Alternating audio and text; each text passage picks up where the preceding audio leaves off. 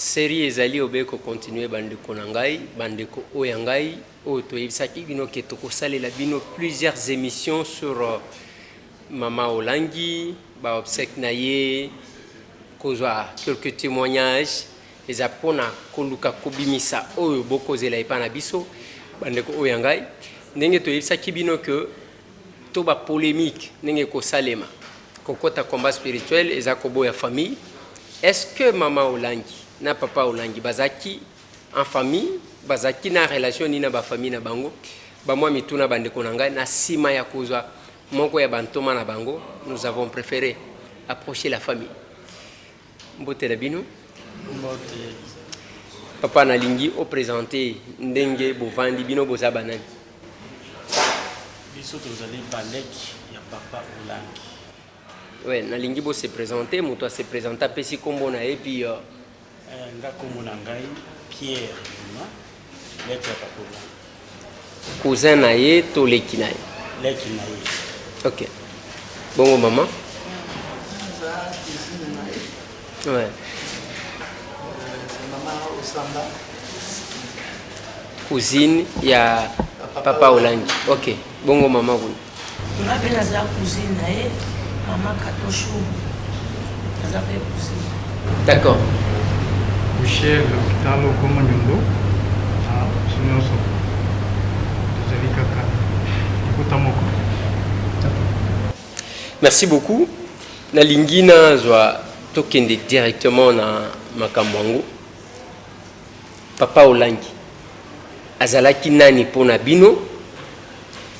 Mutu lokola membre ya famille.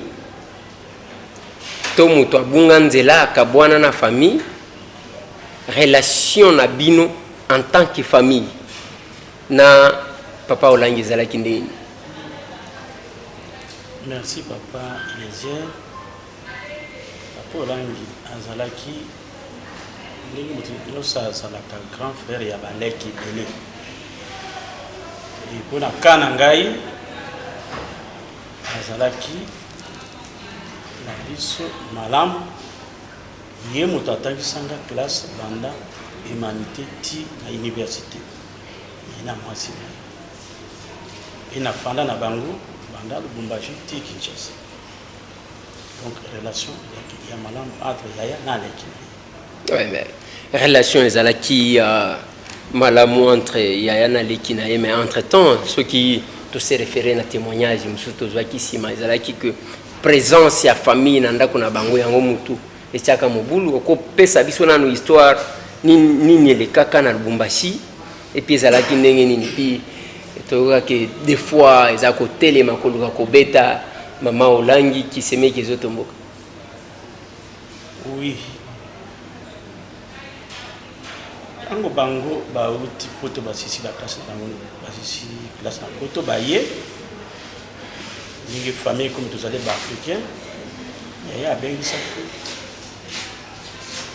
entre autres ngai nazaki na kati parmi baleki wana mpona ya kotanga classe université ya Lubumbashi topandaki na ye mikakatano ezangaka te nga na koloba personnellement mpona ngai moko nazalaki na mikakatano na nga moment moko ngai na mama koyokana te Mama wapi? Mama Olangi. Ouais. Mpona ni mikakatano wana ezalaki ngai na famille na botamaki na ba condition moko ya coutume. J'ai été élevé na coutume na bota na biso. Nga nazali 5e na libota wana. Ya ba papa Olangi. Ya papa Olangi. Ouais. Papa Olangi azalaki 40e. Il est 2e. 2e de la famille. Au total bozaki 8. Est-ce que vous pesa na ba kombo ya 8 wana? Oya liboso azali na biso awa Mama Chalo. Ouais. Oya mibale papa Olangi wa utikutika biso. Ya misato papa Jérôme Aok akufa. Ya mine azali awa mwasi Mama Walo. Ya mitano ngai Pierre. 6e azali mwasi azali pe awa na Ekaterine Mbuchu. Après ye mobile professeur Njati Alphonse ye afandaka na poto me azali na biso a ye ya suka mama Pauline Ok. la cadette. Après ngai moko tozalaki na ye na mikakatano wana compte tenu ngai nazalaki chef na famille na ngai. Instruction na ngai chef coutumier, c'est-à-dire pas na biso babengaka yango on a dema. Je pense qu'il y a Bakissa, place wana madame. Alors on a dema, c'est lui qui décide de tout dans la famille. Makambo ça passe par yende en quelque sorte protecteur de la famille. Alors yaya bali bandi nai. Il faut accorder un système na biso. Mais il y a des règles contre le système wana te. Yango na ngana yi to yokana te to bana yi ko sona na. Voilà, maman Balobi yo ko compléter. Papa Olangi nani pona bino de manière sincère parce que ezaka ndenge to mesana te na mboka oyo. Oui na mboka oyo. To lobaka malamu ya mutu ka soki mutu akufi. Papa Olangi azalaki nani relation ya bino belle famille na mama Olangi ezalaki ndenge ni. Merci beaucoup le désert. En tout cas on a obtenu ça comme petit frère autour de bas bango ibota na bapana na biso bango bakotama ki 5 na 5 wana garçon kaka moko donc oncle biso. Et pour vous dans la groupe bana mibali ezaki poko so babandi kokufa. Donc les garçons d'abord ouais côté les mains ezaki papa Olangi. Côté les mains papa Olangi. Donc toute la famille pendant que c'est pour cadrer que aya pour soutenir Libota selon la coutume. Et c'est comme ça que grand frère est grandi. Et nous tous on était grandis dans la maison de notre oncle. Mais lui, comme il vient de Aoutou-Kolobela aussi, Makambo est allié, il y a des équipes moi qui ont Kogotama, Madubakana, Lingala et Dima. Parce qu'il y a Koli, à Koli et de l'autre côté, il faut pas mettre à Bambunda. Comme ça, à côté de Zamba, à Kepubuka, à Makassa, à Kolia, à Basoso, à Kokumelaï. Et c'est comme ça qu'il est grandi. Point. Parce qu'il y a un mois à Libo sauté. Azakutu 5e et na mibali na ko yebiso kete à partir ya mibali ndenge ye abimelaki wana na yebite c'est difficile pour te expliquer au Cameroun. Mais vraiment nous tous là on a dansé pour qu'il mange il faut que nous dansons bobina pour qu'il y ait alia c'est pas possible c'est comme ça que lui il est grand. Oui. C'est là que mon papa a ligné sa parole parce que merci de présenter pour Iloba. Le problème il y a les qui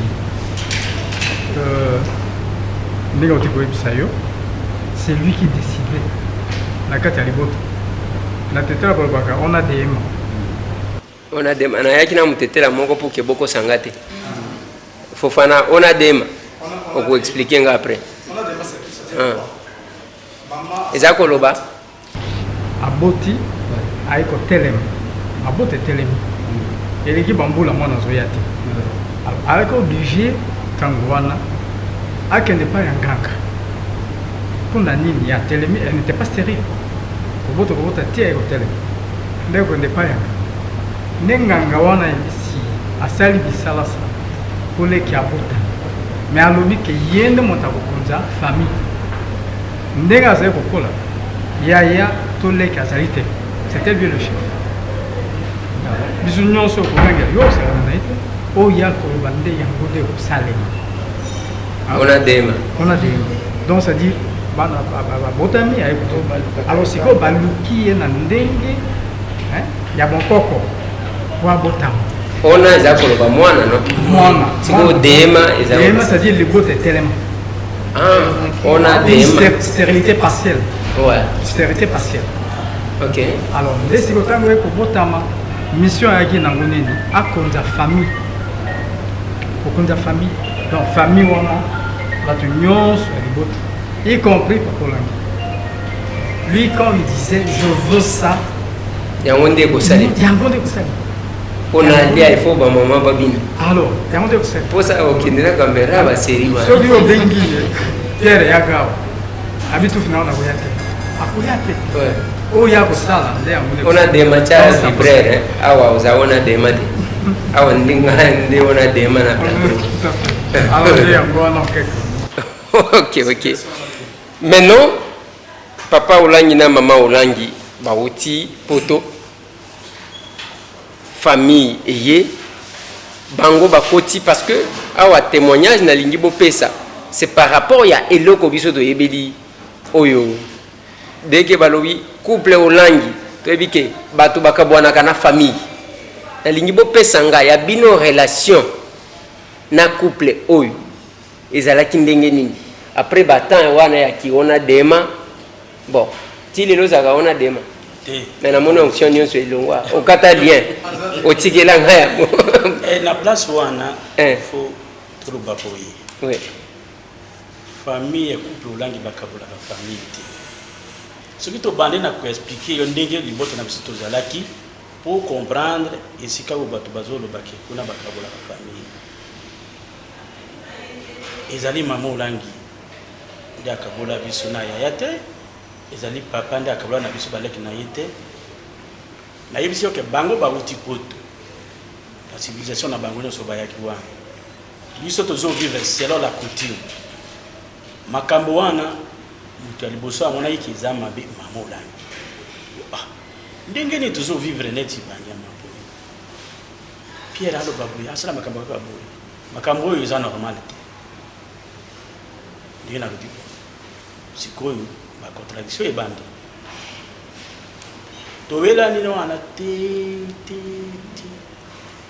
amonaki ke soki yo olingi kolanda biso te alors kende na yo yaya na biso abala mwasi mosusu surtout nga na badako oyebisa ye baverité ndenge wana alors ye alingaki kotika mobali na ye te abandi kotuna de gauche à droite ndenge nini nakoki kobatela foyer na ye libala na ye et malgré ça akendeki bandako de gauche à droite epai ya bato bamarabu banini azwaka solution moko te parce que atoke epai ya nganga yo oye epai na ngai nganga wana aleki nga na pouvoir te akosuka kaka et après baye koyebisa ye ke non ozomona mpasi apangoli topan bondela nde luka nzambe nzambe de solution nde mama aye kokota bapriere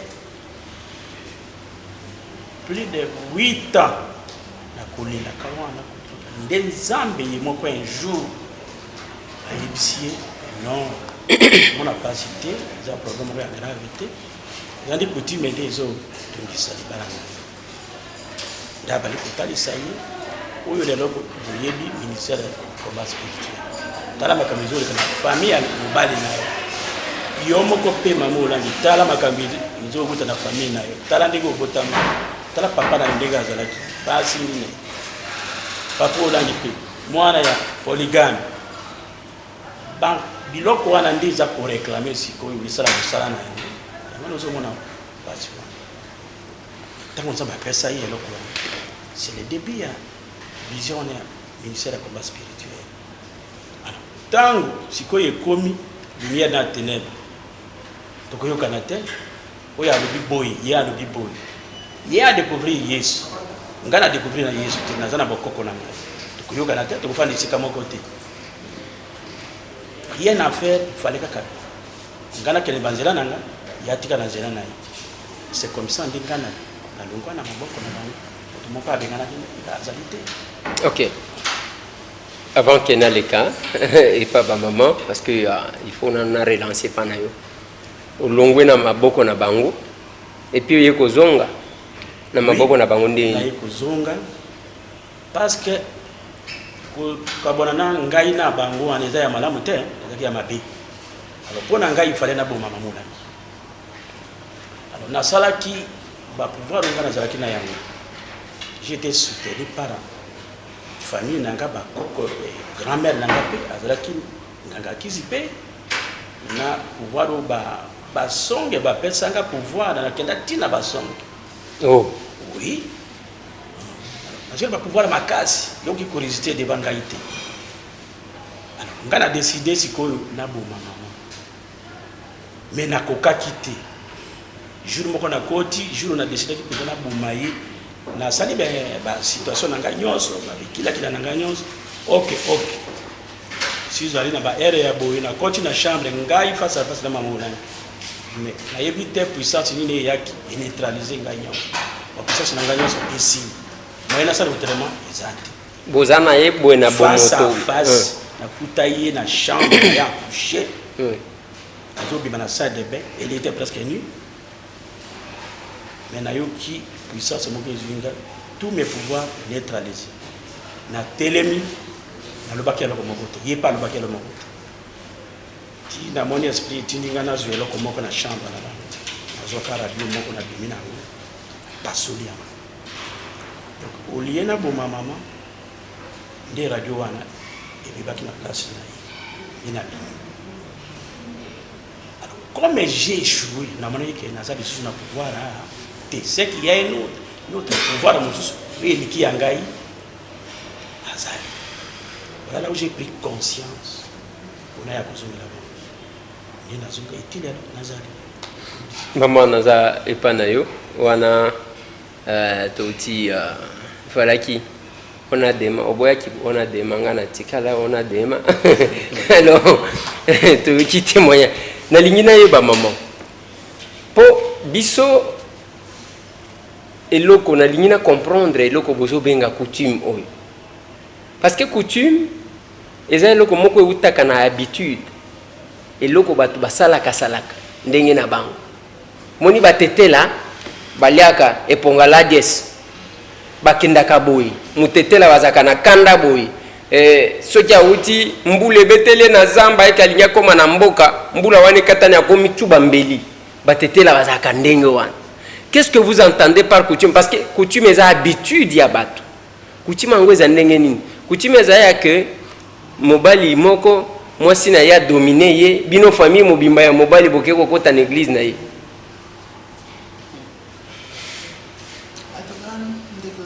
Merci pour la question. Mais moi je crois que la question doit répondre à papa. Puisque ngai na ko répondre kwa nanga et sangai qui était une question pour poser qui est après que la famille. Moi ça sent ma question que j'attendais pour moi. OK. Comme ça compléter question en avant que tout qui n'est pas papa. Donc ngai na ko paquet bango bakabula la famille et papa. Ezali kambo de désert comme tout son nzambe wana ndenge otie makolo akufungula wisi okuyeba papa ngai ndi mutu ya biso alandi bango na ministère ngai nazalaki na mobali na kasi tobindi na ntongo te kobunda na poko donc ezalaki terrible moi ete opesi mbwango azongisi aboti bana 8 na kati ya makofi na makati kaka ya kubunda kaka bongo mais leo toyi komona kiti non ye mobali na ngai ndake okutana na camarade na ye José Okunda pharmacien puisque mon mari aussi était ingénieur comme papa ndake okutana na ye ake koyebisa bino makambo ezoleka na ndako na bino tile loka kubunda yona mwasi nao ce n'est pas normal yaka na nzambe wana ya beau frère na non c'est pour que nous n'ayons beau frère à boya biso alingi coutume te papa coutume eza bien te papa les coutume eza bien te nde toyi kokoma na ministère biso nde bato ya liboso tolandi makati mitongo bato ya liboso na kati ya famille na famille ouais la famille olangi ouais ngande nalanda bango wana ezalaki na aneni awa na Kinshasa to na Lubumbashi. Oui, na Kinshasa ministère ebandi ya papa na Lubumbashi ezalaki baeglise nde bazalaki ministère ebotami awa na Brazzaville ndenge oyokaka mpe après ezongi ka Kinshasa. Donc me ngai na ye nakoyebisa oki te depuis 1994 ke na solve bango na kati na ministère oyo nayebaka mikofi ndenge ezalaka te na nzoto na ngai na mobali nanga papa alema nzoto je te l'assure tozalaki na mbongo nakokaki kobala te me na kati na ministère oyo natia alliance na liboko na mobali nanga na bana 8 naye kolata alliance oke tozalaki na mbongo sepaki mbongo nde ezalaki te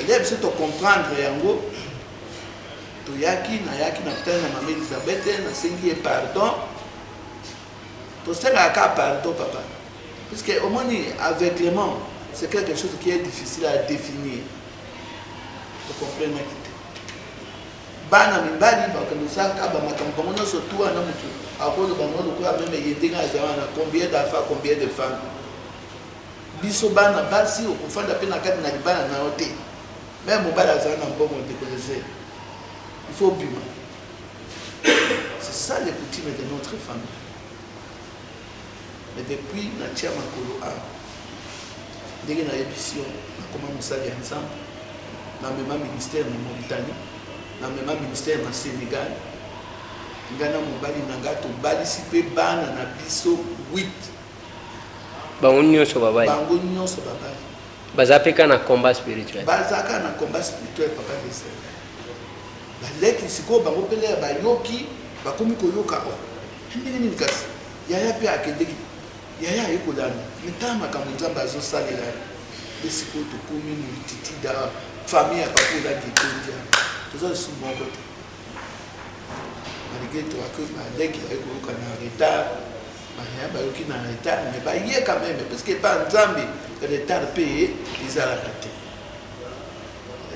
papa desa tika bato baloba mon fils baloba na bango mais eloko ezali ya mama Olangi atikeli biso eloko amen parce que même biso malgré même toyaki na ministère kokanza te koye na ministère boye nde papa Olangi akokamata peut-être mbongo akopesa yo non abi landa nzambe na nga nde akofuta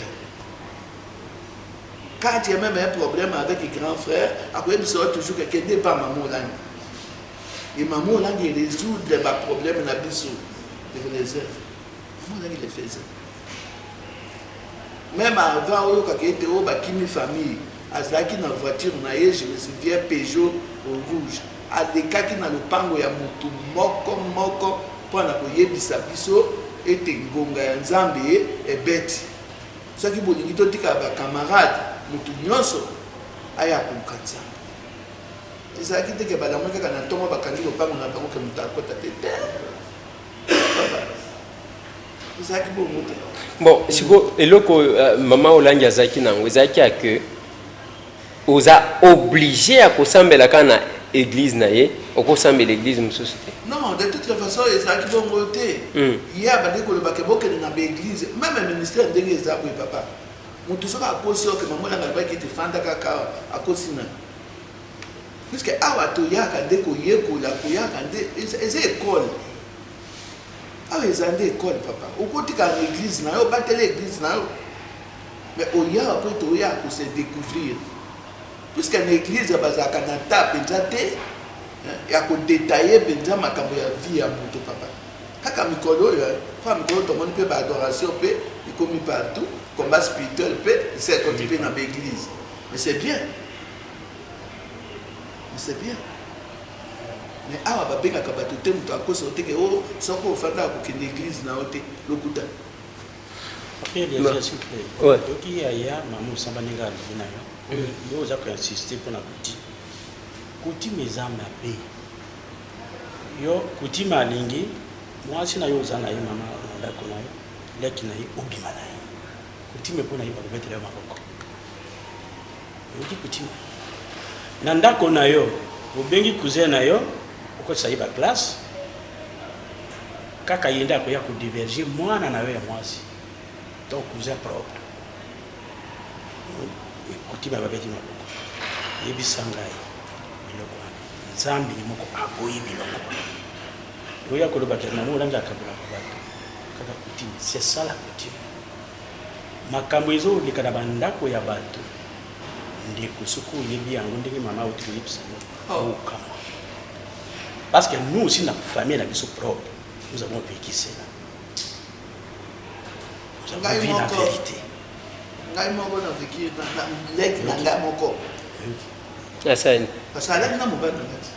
Izalaka te ataka batete Sa la petite lo ba moi soki na les attaques au cousine te était noko na nga na ko zo mwana noko eta ya kubota na mobile na menga na boti ndeni mobile na nga aya kulala na lek na time yangu wana.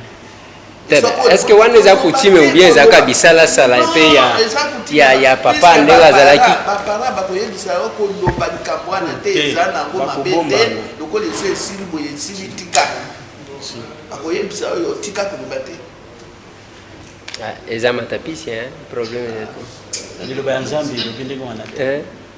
siko mama yebisanga na leki na yo yango wana leki mbanda yango bosololaka awa papa tolimbisaka te pa bible elobi nini ye mpe akota komba akota mpe komba si tolimbisana deja aza mpe maye tolimbisa mpe nalimbisa mobali na ye mpe toyambana mpe esesili tobosani totourne film. Ok, mama tokende mpa na yo wana nazoyoka neti dossier ya kokota ero te avant ke tokoma olobaki mutu na wana tokende pa papa avant tokome pa papa mais maman parce que j'ai comme impression que bato mingi balingaka combat spirituel ezaka ba maman pona nini parce que wana konzi papa moyen papa bouger eza te ezaka omeki lien ya famille alors que biso ba papa tolingaka mwa diversité ozwi mwa misili lobi olie mwa pondu mwa ndakala pembeni tolingaka ndenge wana donc selon yo couple Olangi lelo bozolobela bango parce que basi bakufi to biloko wana bozoloba eza biloko yake réellement bato wana ils ont servi Nzambe selon bino famille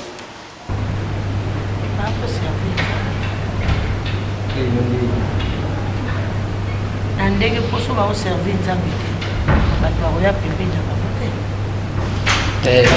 yo monaka banganga te baza na bato papa mama ana Kinshasa edingo abima kaka waba na mbunda edingo oyo moto na ngenge tala bato na nsima bato balandatiki bazolanda bakele tala ndenge akobunda ndenge mpe bazolanda bamolangi batala ndenge azoteya ndenge ateyaka na mamolangi bon toyebi te soki kolanda omoni kolanda ezaka na ndenge eza na kolanda ndenge normal eza na kolanda ya gwa edingo aza na biloko na ye ebendaka bato bapaster mosusu mpe bazalaka na babor na bango na ndenge ya normal po soki moto amoni ke eza malamu ta kolanda te yoyokaki sango ya teke mama zelana na pusana pembeni po bato bayoka ebele te yoyokaki makambo te ke prophétie moko ebimaki ke bapaster ya lokuta bakosila na libe te ekozala yango te nayoki te te koyoka ko te ebaki na l'église nini toyokika ndenge bato nayoki yango te talaka bakata prophétie balobi bapaster surtout na lime te bato baodaye na ndenge ablage po lokwa surtout lokwa ya ndeko na nga papa Olangi wana ye mpenza parmi basali ya Nzambe yazala kati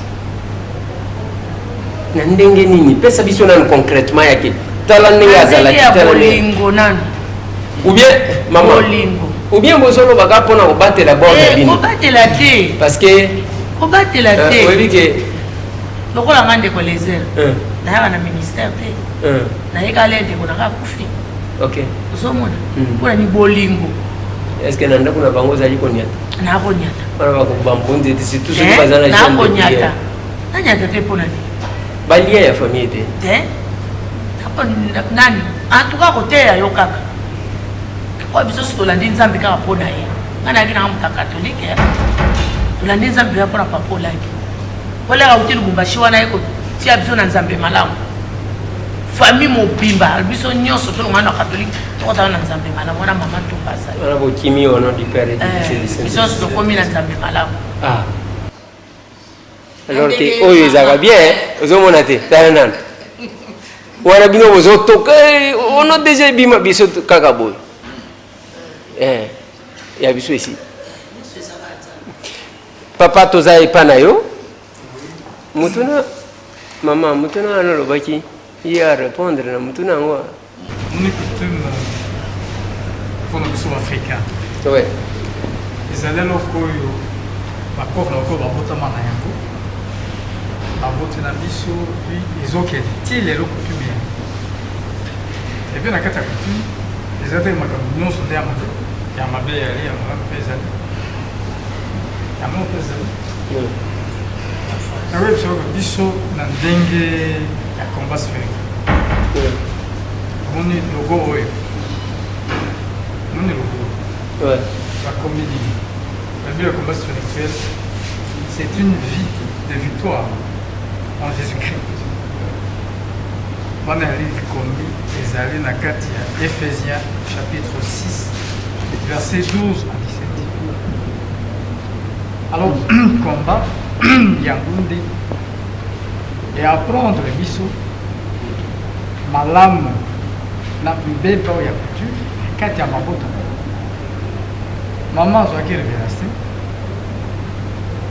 ya message révélé ya combat spirituel po alelaki ndenge elaki akuti koyebisa yo yebisa suzi meme biso wana kisasa yo ndenge ozwa ndeko désert na ndako mama azali mais soki bandeko ngai na ndako bakomi kozwa mikano likolo ya mama kolonga pase la maîtresse de la maison yo oza mobali otelemela mpe yango naboyi na bandeko na ngai mwasi okanga maboko te akolela nzambe na ye balien ezali na motu nyonso tu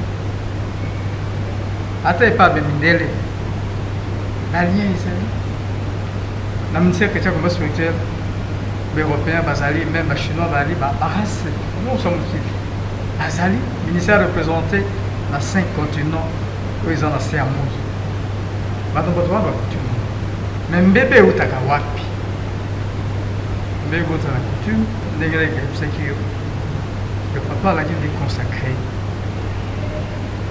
po ete asunga biso baye libota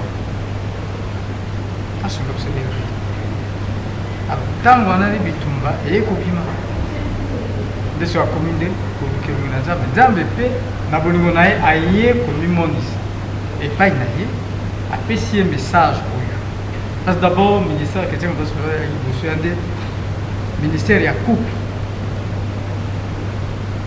ntango esali ndenge wana bamama aye oyo abengisi FMC nsima nango papa oyo komona revenu eloko yango boye napekisaki mosi na ngai namoni kaka na nzela ya sembo papa ye kolanda centre pédia mondial aye kobotama bana bakoya bokotika bana te na ndako papa na mama akendeke mosala bana batikaka epai mosusu na ndako te nde bana baye JCC eye kobota tala lisanga oyo ya babranche nyonso tu wana nde ebengami ministère chrétien combat spirituel eya na babranche ebele. Oui, mais papa nga nalingi na comprendre loko moko place wana parce que tango bakolobela coutume na combat spirituel ezo bloqué coutume blokaka coutume esalaka soki ndenge nini papa olangi baboti na ye baboti ye batangisi classe batindi tina poto kotanga wana nayebi nzambe te wapi siko coutume ekoti na ndenge ya mabe na kati wana parce que batangisi classe a évolué okomona mutu même soki asambelaka te aleki baboti na ye sans que akota na combat spirituel mais papa olangi eza kaka na coutume wana azolia loso azosala nini atangi classe pe ake akomi ntina poto nde azongi siko coutume place yango nazo comprendre te place yango coutume soki ezokote professeur Mbote olobaka lingala je pense.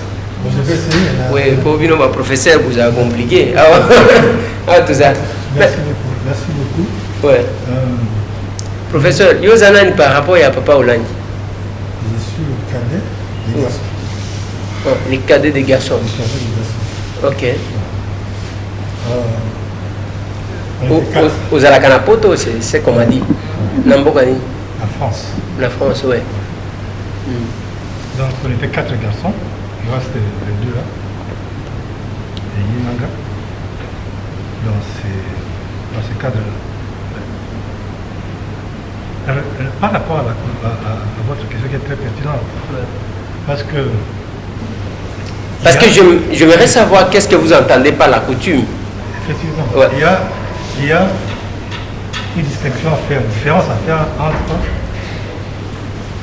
le ressenti, le vécu, et puis la réalité des choses. Moi, le grand frère qui est parti m'appelait le cartésien, parce que je remettais tout en doute. En rien. Et votre question, c'était la question centrale, en tout cas de mes échanges avec lui et son épouse. Voilà. Le problème, c'est que, à force de parler avec eux, j'ai compris que ce qui était raconté par les gens qui n'ont pas entendu la source, c'est un peu différent de la réalité même du message. Alors, la coutume, voilà la réponse qu'il m'a donnée quand j'ai posé cette question. Il m'a dit, toi tu es juriste, je veux que tu m'expliques la coutume en droit. Je dis, nous, la coutume, ce n'est qu'une source de droit, comme les autres, comme la loi. Et là où on peut vous comprendre, ça c'est moi qui réponds, c'est que même en droit, dans la hiérarchie des sources, la coutume est classée en bas de l'échelle. C'est-à-dire qu'on vous dit, il y a un problème. On interroge d'abord la loi. Qu'est-ce que la loi a prévu? Ce qui la loi prévoit est l'autre côté. On dit maintenant peut-être qu'il y a eu quelque chose au niveau d'une autre source de droit. C'est pas la jurisprudence. Exact. Mais ceux qui font le droit, c'est-à-dire les doctrinaires, les professeurs de l'université, est-ce qu'ils ont écrit quelque chose là-dessus, sur cette affaire? Ah ben non. Alors, mais qu'est-ce que dit la coutume à propos de cette histoire? Et peut-être qu'on a là la solution. Et vous voyez que pour y arriver, vous avez tout un tas de sources qui sont à voir. Mais même alors, toujours dans la carte diatoire, vous avez la disposition qui vous dit cette coutume-là n'est applicable que pour autant qu'elle soit conforme à la loi. Et donc ça devient encore un autre problème. On doit trier. C'est des sources de loi. Il faut que trier les sources.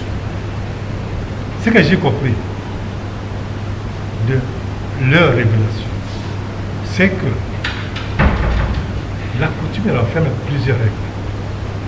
Mais selon leur vision, il y a plus de coutumes nuisibles, des pratiques qui sont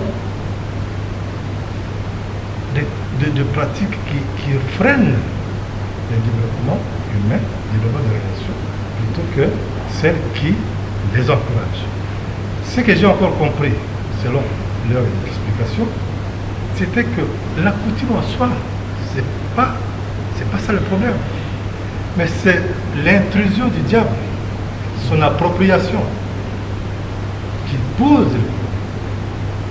Et c'est là où même en droit pénal, vous allez trouver ce qu'on appelle des pratiques barbares et superstitieuses qui sont interdites. Ça, c'est la coutume. Il y a un mot, il faut faire boire à tout le village des substances qui sont peut-être toxiques pour soi-disant déceler l'auteur du meurtre. Et il y a des problèmes.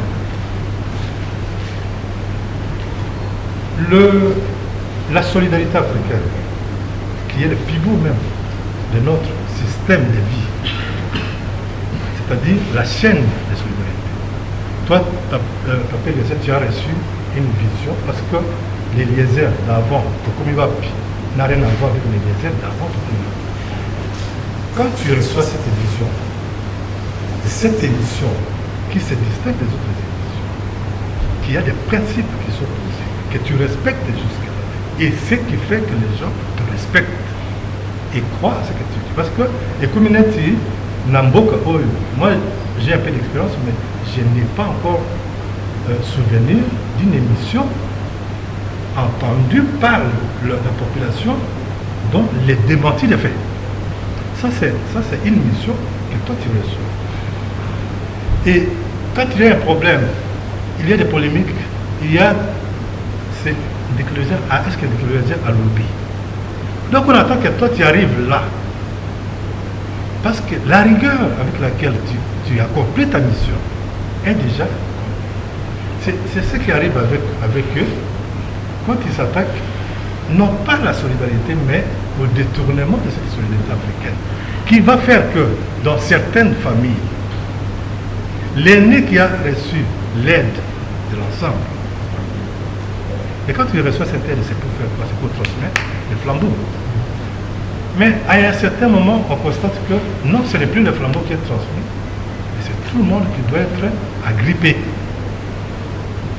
Au lieu que les gens prennent les hameçons pour aller pêcher, non, il faut venir ouvrir le frigo pour chercher le poisson déjà pêché. Ça devient un problème, ça devient un détournement de la solidarité africaine. Cette solidarité africaine n'encourage pas la paresse. Pour eux, ça devient la sorcellerie. Oui, il fallait se séparer d'abord. Pas se séparer, non. Ouais. Pas se séparer. Déjà, montrer que l'ennemi est dedans. L'ennemi s'est approprié d'une valeur. Donc ce n'est plus une valeur. Attention, ça risque de ne plus être une valeur si on continue dans cette logique-là. Parce qu'on freine l'île. Et dans leur cas, il se trouve que sur la première famille, enfin, l'aîné qui a percé, on l'a aidé. Tout le monde s'est mobilisé, comme tu as essayé de résumer. Et lui, il n'a pas attendu de finir les études pour s'occuper de nous autres. Il a commencé à payer nos minérales quand il était encore étudiant. Là, vous étiez où, professeur? Moi, j'étais à l'intérieur, au centre. Ouais. Là, encore sous la coutume.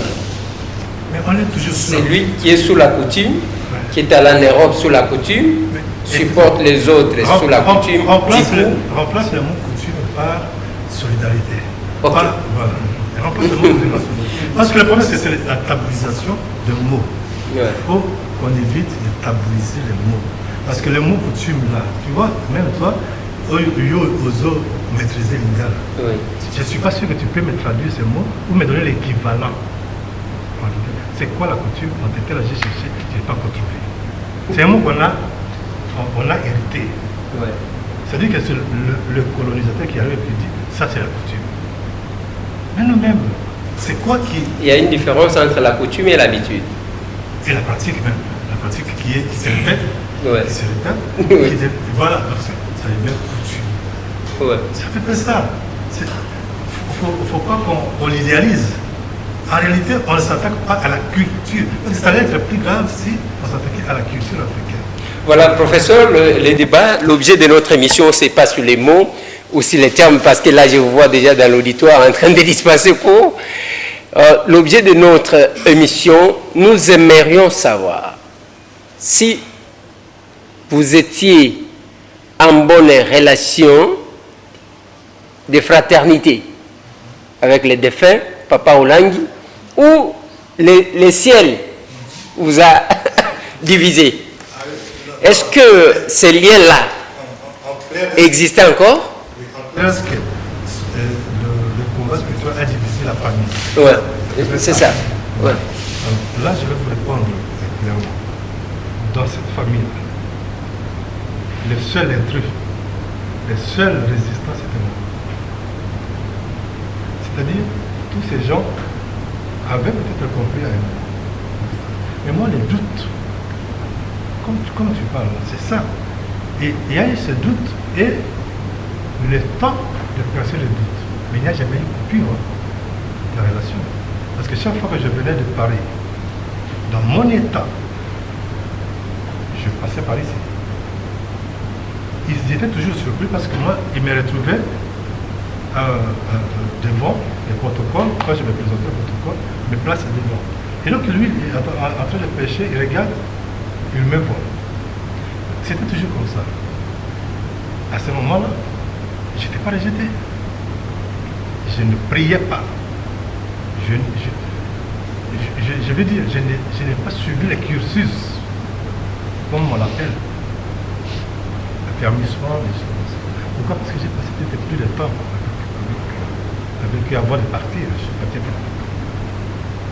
Et ce qui a été théorisé, ce qui est arrivé après moi, c'est la théorisation. C'est en fait tout ce qu'on a vécu, qu'on a théorisé, qui est devenu le socle. Ce ministère-là n'a pas divisé la famille. Ce ministère, le message du ministère a amené les gens qui ne pouvaient pas s'aligner à se retirer. Comme moi. Pourquoi? Parce que moi, je dis, je ne accepte que ce qu'on me prouve. Le problème n'était pas dans est-ce qu'on aide la famille ou on n'aide pas, parce que ça continue à aider. Malgré ce que tu vois. Voilà. Ça continue à aider. Les sacs de riz, les enveloppes continuent à circuler chez les membres de famille qui étaient là. La seule différence, c'est qu'avant, c'était lui-même qui allait donner, mais peut-être avec ses occupations. C'était maintenant les membres de l'église, ce qu'on appelle les parents sociaux, qui passaient voir les tantes et les membres de famille qui étaient là. Ok, professeur Tolingi, tout aussi dit ces missions parce qu'il a un peu ces binômes. C'est important cette question-là parce que les réseaux sociaux pullulent de ça. Le combat spirituel a détruit la famille. Quelle famille? Quelle famille? Parce que là, on a la famille de Papoulang, la famille de Angola. Et même à l'intérieur de ces mots, famille de Papoulang, sur le côté paternel et le côté maternel. Donc c'est encore grand. Et ça s'agrandit davantage. Alors, j'aimerais bien que vous, qui savez faire des recherches, puissiez trouver quelqu'un qui a été complètement banni, je dis banni,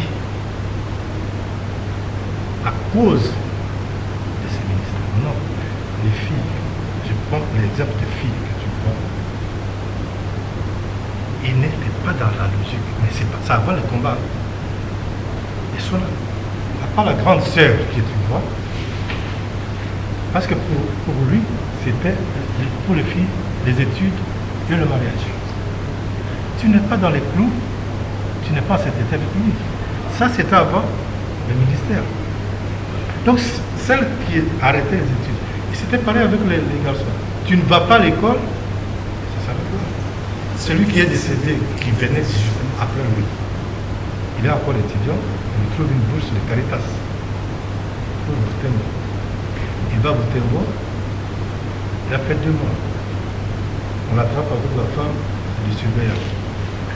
Il a failli perdre sa vie là-bas. Donc il a gâché cette occasion-là. Quand il gâche cette occasion, qu'est-ce qui arrive? Il rentre, lui dit à notre père, j'ai fait ce que je pouvais pour lui. Parce qu'il y en a d'autres qui attendent. Maintenant, si vous voulez faire ses études à ses propres fins. Ok, professeur, pouvons-nous croire que la mort de Papa Olangi, c'est vraiment une perte pour sa famille? La mort C'est horrible comme question. Oui, je sais pourquoi. Je sais pourquoi je pose cette question-là, parce qu'il y a les membres de famille qui sont là, ils ne sont membres de la famille que par nom, par appartenance, mais en réalité, ils ne sont plus membres de la famille, c'est-à-dire, ils ne sont plus avec la famille. Et il y a des noms peut-être. Vous auriez des noms, quelques noms?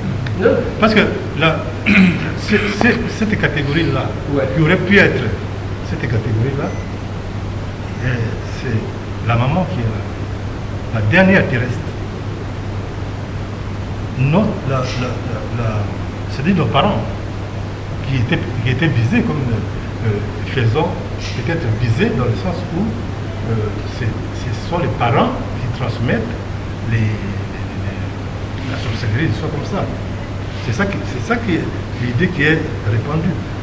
Mais la première personne qu'on a appelée, que maman Olangi a appelée du village, c'est la mère cadette, notre tante cadette, qui est là. Depuis. Ici à Kinshasa. Oui. C'est l'unique qui. Oui, pourquoi je pose toutes ces questions, professeur? C'est pas qui peut se dire. Pourquoi je pose toutes ces questions? Je vais encore reposer autrement peut-être la question. Professeur Ovandi, na mutu na yo. Yaya na yo ya kufi. Na mwasi na ye o ya kufi. Papa Olangi na mama Olangi. Bazaki, en réalité, basali na nzambe selon yo. Si oui, à travers quoi au côté kolobake, réellement bazaki basali na nzambe. Si c'était une œuvre humaine, ça pouvait même pas faire 10 ans. Ça c'est un. Mais dingwa umela, dingwe wana biso tozana no bana je n'ai pas les éléments pour juger. Dingwe tilelo babeta. Je n'ai pas les éléments pour juger la mission religieuse de Dingwe. Je ne sais pas s'il a même une mission religieuse, messianique, pour le comparer avec les parents qui viennent de partir. Pour nous, notre génération, c'est un tout. C'est un idole, c'est un grand comédien, c'est quelqu'un qui a fait rêver aussi, parce que bon, c'est un sportif aussi. Un sportif avec les normes de ce sport. Donc si on veut parler de Dingwe, il faut qu'on prenne les clous de ce secteur-là. On ne peut pas le sortir de là pour le mettre chez les pasteurs, chez les missionnaires, chez les prêtres, par exemple. Non. Et ce que je veux dire, c'est que si vous voulez dire que c'est une œuvre satanique, et Satan ne comprend pas Satan. Sinon, c'est un peu compliqué. Mais tobina ka gegeti. Kamwa succès kamwa ntunga ata zoki balobi gege tozo bina kaka. C'est aussi un autre volet très intéressant parce que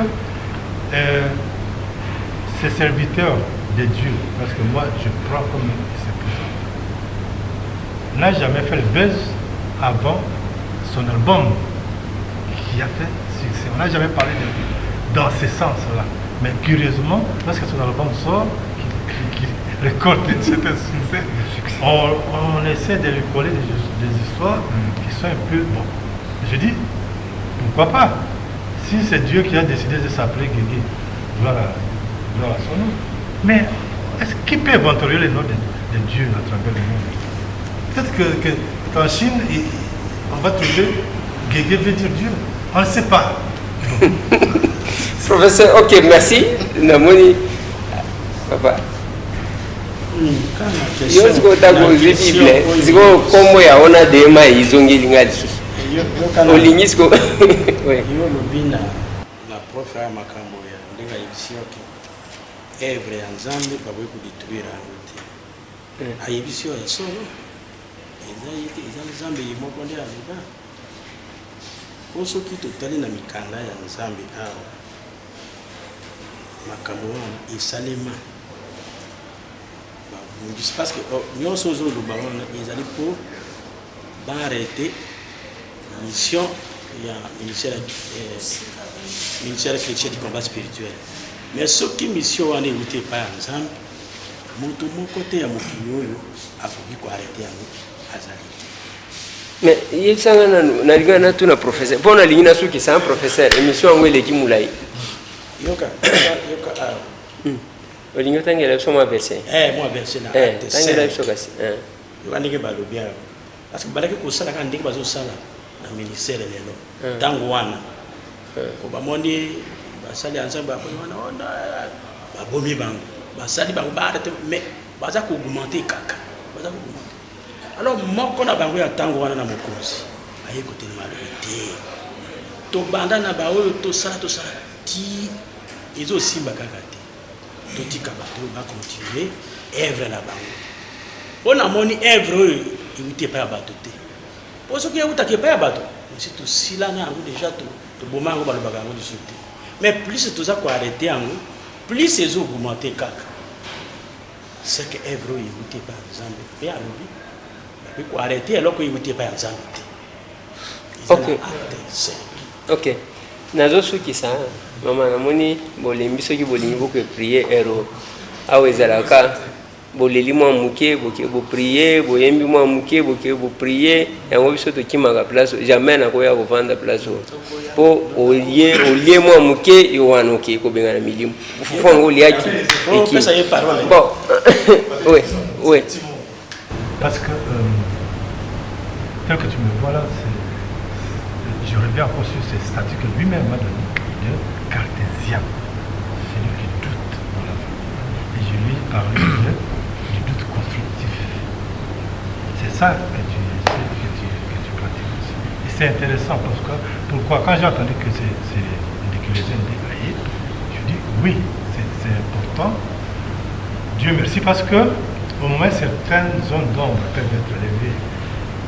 En tout cas, donner des pistes. Moi, que tu vois, je ne faisais pas de cadeaux. Sur ce point-là, je ne faisais pas de cadeaux. On me parle de cure d'âme, on me parle de ceci, de délivrance, ainsi de suite. J'ai posé les mêmes questions. Voilà. Et je suis arrivé quand même à la conclusion pour dire que voilà. C'est peut-être moi qui n'ai pas besoin de ce type de ministère. Mais en réalité, il y a des gens qui en ont besoin. Et ce n'est qu'un ministère, il n'englobe pas tout. Ce n'est qu'un ministère au sein de l'Église. Et ils se définissent comme ça. Et un ministère basé sur la délivrance. J'ai un jour dit à maman qui vient de me dire, moi, le mérite qui saute aux yeux pour moi, il dit, si votre ministère là n'existait pas, l'État allait avoir des problèmes. Beaucoup de problèmes parce qu'il lui faut au moins une dizaine de scènes bébés. Je dis bien, c'est ça c'est ce que je veux dire. Vous avez permis à l'État de ne plus investir dans ces centres. Parce que vous faites tout en même temps. Sous prétexte de guérison spirituelle, vous attaquez aussi à la chair et tout ça. Pourquoi? Parce que j'ai suivi un témoignage qui m'a un peu... J'étais là. Je parlais avec le papa Joseph. Je l'appelle le papa. Et il y a un de ces membres qui entre avec quelqu'un qui est venu. Il dit, papa, celui-là a un problème. Il est riche, il a ceci, il a autant d'argent, mais il a un problème. Et le monsieur lui dit, ma mère veut me tuer. Ça, je ne vends pas. J'étais là. Moi, j'étais de passage comme d'habitude. C'est bon, monsieur, bien assis. Riche comme on l'a présenté. Et je vois le vieux qui reste tranquille. Je regarde. Votre mère veut vous tuer. Oui. Et comment elle veut vous tuer? Elle veut vous tuer. Et le monsieur dit, chaque fois que je l'appelle, chaque fois que le téléphone sonne, que j'entends qu'elle appelle, que j'entends sa voix, je tombe. Évanoui. Et puis, elle dit, mais ça arrive combien de fois? Elle me dit, mais chaque fois.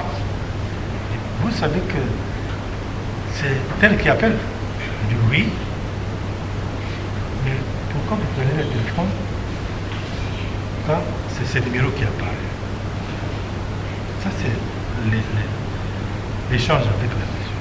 Je dis, mais je ne sais pas. Je dis, est-ce que vous pouvez l'appeler? Je dis, mais si j'entends sa voix, je vais prendre l'appel. Est-ce que c'est votre mère? Je dis, oui, c'est la mère. Il compose le numéro, il appelle. Et de toute façon, la maman prend. La maman part.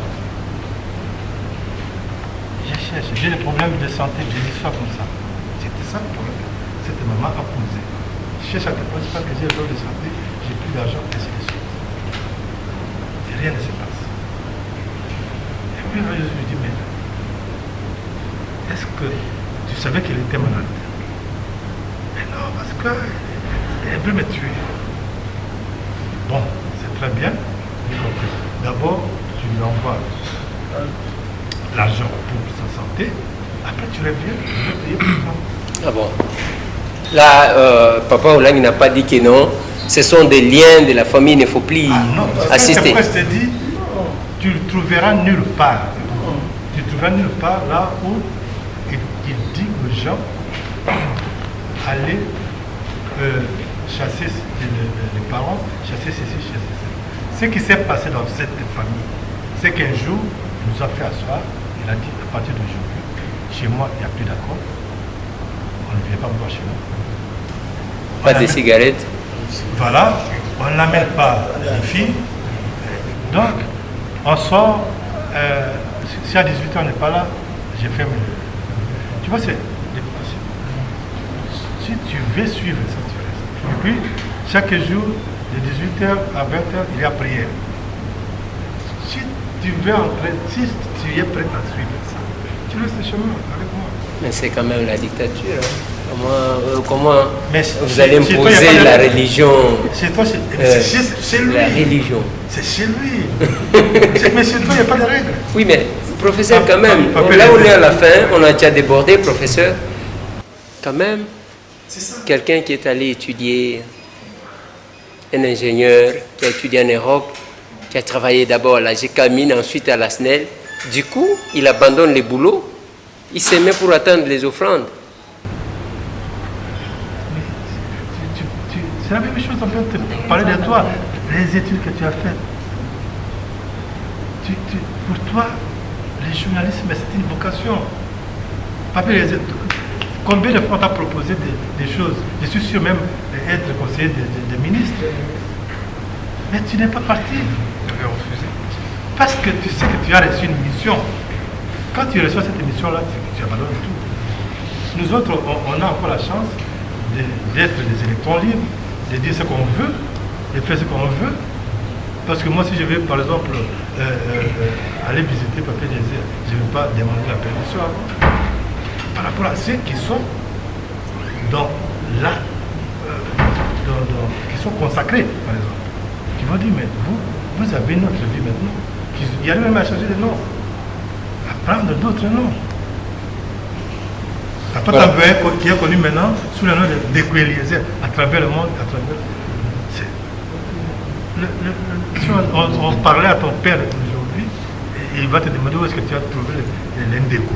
Non, moi je n'étais pas le l'Indéco. Moi c'est Tambouel, mon grand frère, j'ai donné le nom de mon grand frère. Toi tu ne retiens pas de Eliezer. Le nom de mon père ou de mon frère, il est passé où? Merci professeur Maman Nalingi de ceux qui savent parce que professeur Basala Kasogi a continué auditoire il faut pas n'ambayo Nalingi ndenge bozawana batumi bali boza parole pour conclure l'émission. Nini bakoti ko retenir sur le couple Olangi par rapport ya onyoso batu bakoyoka na oyo to uti kolobela na émission. Nakumisika kanzambe wana ndenge ndeko les heures otie makolo na wana dans le sikao. La vérité est là que tout le monde doit comprendre que papa Olangi et maman Olangi balingaki famille maman. Ata famille moko ba rejetaka ezali te. Tokoya kozongela pe famille ya mama Olangi sima parce que wana eza ya papa Olangi to ebananu ya mama soki pe eza na même point de vue na binoé abaka te alingaki ndete réussir mama Olangi alingaki te réussir dans la vie, c'est ça. Parce que si ce n'était pas ça, moi je donne que mon exemple propre.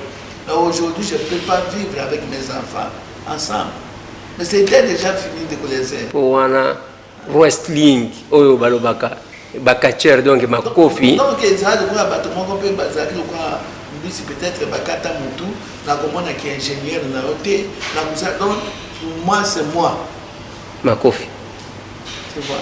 Mais grâce à maman Olangi et papa Olangi bamaîtriser biloko wana tolandi nsambe na bango to comprendre ce que il fallait faire ndenge mwasi akoki korespecte mobali na ye mwasi akoki kosala. Ok, toza na suka papa analingi peut-être bopesa liloba suka mais awa sikoyo ata soki boza na kati ya coutume te succession ezalaka te nani akosuccéde motu wana eza coutume ti aya succéde tozonyika na coutume mais est-ce que bokoki korassure biso ke tokoya kosala bémission te sikoyo baémission ya ndenge mosusu ya ndenge professeur nazosilisa te bémission sikoyo ya ndenge nini ke babandi kowelela biloko yo kebaka na yo ngai soki nga nazali est-ce que yo koloba yo za mwana muke ainsi de suite est-ce que parce que surtout na makambo ya église awa sikatende neema papa mosusu wana komboli nani oyo akenda na makala ouais ali tokepa apôtre mbii bayeba panzani yo gege abimi de l'autre côté oyo na côté mosusu tolongwe kuna bima la même chose église gimanisi koto ebandaka boya après ekomi mokoto centre donc est-ce que toko vivre biloko wana te parce que dauphin pe ayebani te on ne succède pas. Tu parles de quelle succession? Au niveau il y a famille oh bah bien Pena chez nous mais Pena il est là Alain qui est l'aîné tu vas chercher quoi? C'est celui qui après tu parles au niveau de l'église, ça c'est le Makambo Nzambe. Il faut séparer de ce que nous sommes comme nous. Quand notre père est décédé, c'est lui automatiquement qui est devenu le symbole paternel. Non mais ça je te dis en bref parce que première coutume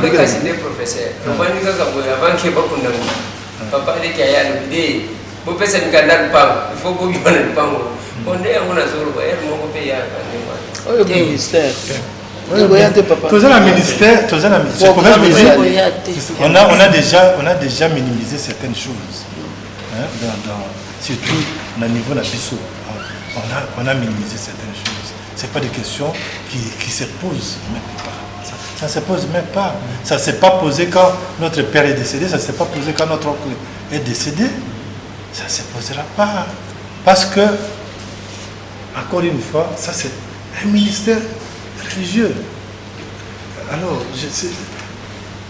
les symboles du père qui va protéger ses enfants, il y a son fils aîné qui regarde ses petites sœurs, ses petits frères, ainsi de suite.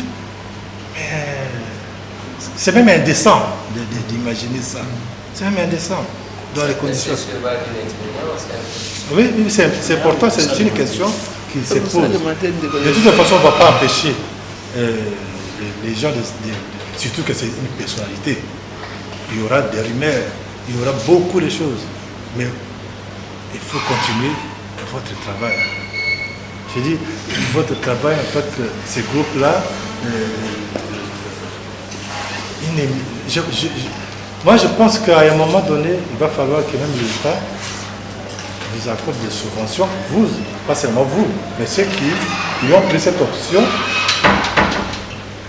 de produire des émissions de valeurs. Des valeurs, parce que vous défendez des valeurs.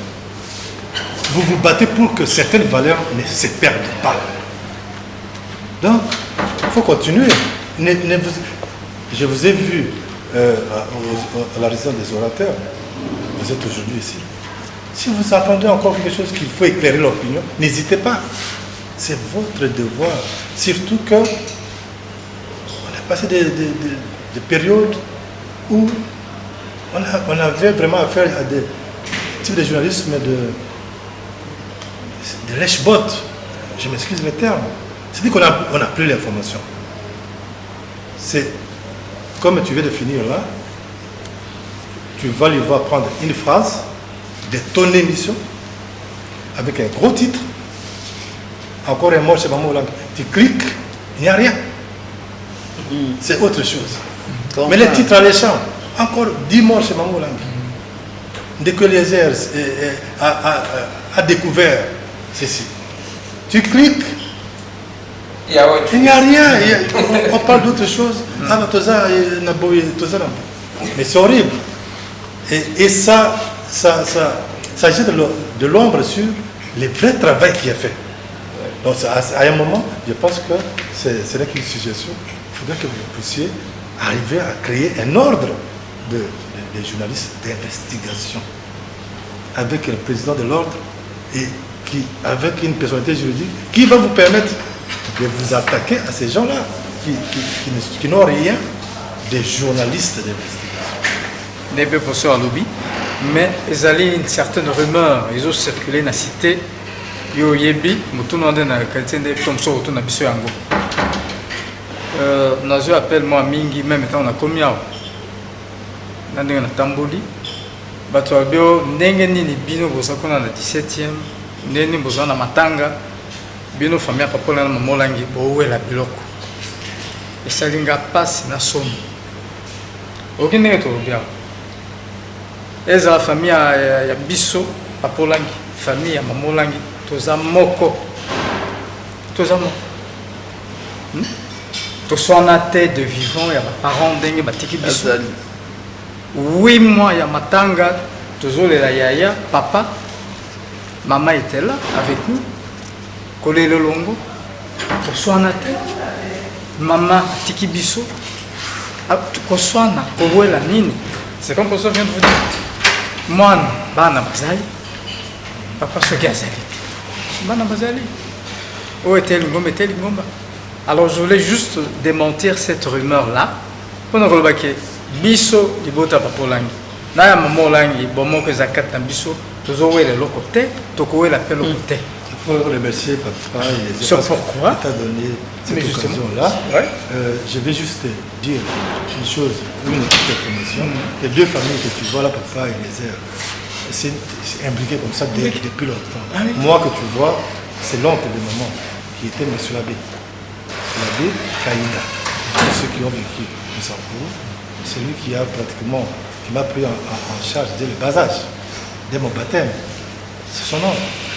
Je ne le savais même pas.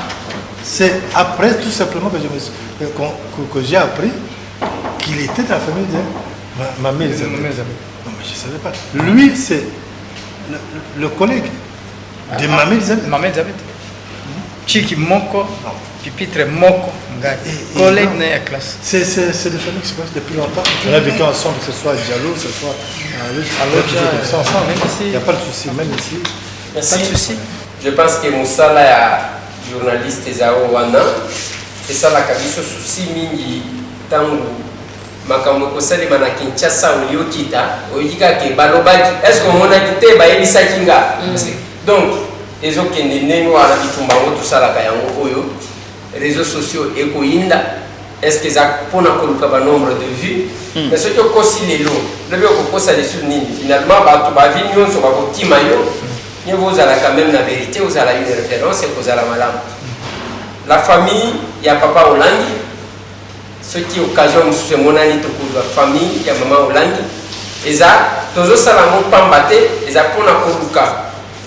Kolongola flou et ça n'a ni tout ya batu. On a ni.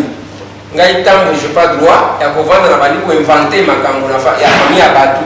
Donc là si ceux qui n'engagent ni Bango bazana Kinshasa, ngana zana Kinshasa, la moindre des choses, je me déplace. La commune alimentée, dans la 17e, tant que Baloba qui m'a mis déplacé, qui tambo pour la commune de la information. Merci Bandeko, et Tikali Débat, et Panami. Merci.